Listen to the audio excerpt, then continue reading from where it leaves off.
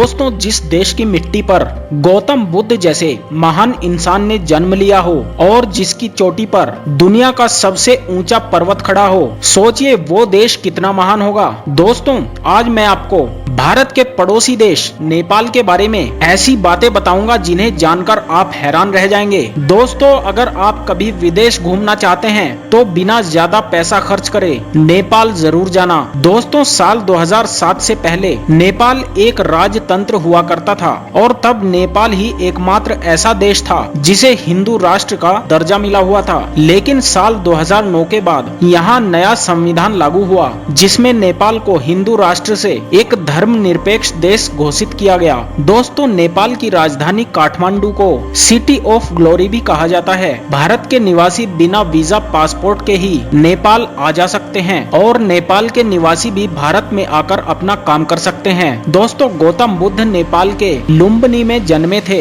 और इस बात को सारी दुनिया मानती है। नेपाल को पूरे दक्षिण एशिया का सबसे पुराना देश कहा जाता है और इस देश का इतिहास यहाँ की राजधानी काठमांडू से शुरू होता है। दोस्तों, यूं तो नेपाल पर अलग अलग राजाओं ने शासन किया, पर पूरी दुनिया में नेपाल ही एक ऐसा देश है जो कभी किसी का गुलाम नहीं हुआ। इसीलिए नेपाल का कोई स्वतंत्रता दिवस है ही नहीं। दोस्तों, क्षेत्रफल के मामले में नेपाल ज्यादा बड़ा तो नहीं है, पर फिर भी 3 करोड़ की जनसंख्या यहाँ की प्रकृति की गोद में अपना जीवन बड़े शांत स्वभाव से बिता रही है। साथ ही नेपाल में 100 से भी ज्यादा अलग अलग भाषाएं बोली जाती हैं। दोस्तों, काठमांडू शहर 2000 साल पुरानी सभ्यता रखता है जिसमें आप कई प्राचीन और ऐतिहासिक मंदिर भी देख सकते हैं। दोस्तों, नेपाल ने आज तक किसी भी देश से लड़ाई नहीं करी और यहाँ के लोग सभी धर्मों की इज्जत करते हैं। तभी तो नेपाल को दुनिया में सबसे शांतिपूर्ण भाव रखने वाला देश कहा जाता है। दोस्तों, सुनने में थोड़ा अजीब जरूर लगता है कि इतना शांतिपूर्ण देश जहाँ जाति धर्म संप्रदाय के नाम पर आज तक किसी की जान नहीं गई, वहाँ आज भी गरीबी ने अपने पैर पसारे हुए हैं। आज भी नेपाल के बहुत से लोग किडनी बेचने पर मजबूर हैं, जो बहुत ही ज्यादा दुखदायी बात है। साथ ही आज भी कई ऐसे घर नेपाल में मौजूद हैं जहां पर टॉयलेट की सुविधा भी नहीं है। दोस्तों, दुनिया का सबसे खतरनाक एयरपोर्ट लुकला नेपाल में स्थित है और इस एयरपोर्ट पर दुनिया के सबसे कुशल पायलट ही अपना जहाज उड़ा सकते हैं। शादियों की बात करें तो यहाँ पर लगभग 80% शादियाँ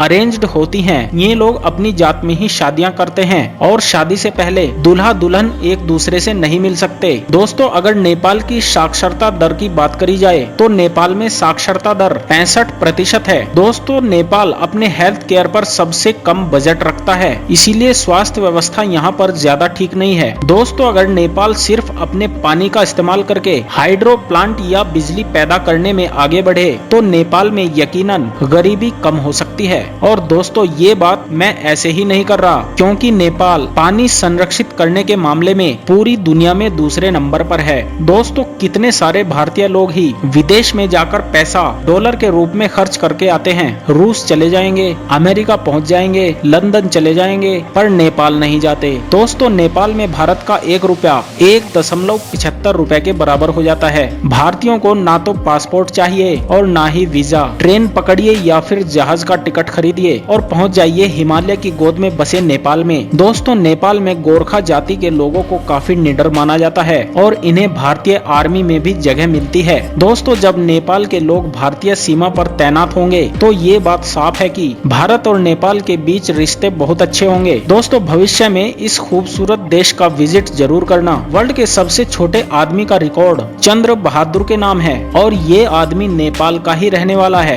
दोस्तों, मई 2017 तक नेपाल का नेशनल गेम गिल्ली डंडा था, लेकिन 23 मई 2017 को नेपाल ने अपने नेशनल गेम को बदलकर वॉलीबॉल कर लिया। इसी के साथ नेपाल में फुटबॉल को भी काफी पसंद किया जाता है। दोस्तों, जैसा कि आप सभी को पता है, माउंट एवरेस्ट सबसे ऊंची पर्वत की चोटी है और हर साल यहाँ हजारों की संख्या में सैलानी चढ़ाई करने आते हैं। इसी वजह से यह नेपाल में मुख्य आय का स्रोत भी है। दोस्तों, नेपाल का झंडा दुनिया में सबसे अलग है, क्योंकि आमतौर पर सभी देशों का फ्लैग स्क्वायर या रेक्टेंगल शेप में होता है, लेकिन नेपाल के झंडे को 2 ट्रायंगल्स को मिलाकर बनाया गया है जो हिमालय की चोटियों को दर्शाता है। साथ ही लाल रंग बहादुरी और नीला रंग शांति को दिखाता है। नेपाल का नेशनल फूड गुन्द्रुक और धेड़ू है। दोस्तों, अगर आपको नेपाल की ये वीडियो पसंद आई हो तो प्लीज इस वीडियो को लाइक कर दें और अपने अपने दोस्तों पर शेयर कर दें और साथ ही इस चैनल को भी सब्सक्राइब कर दें। धन्यवाद।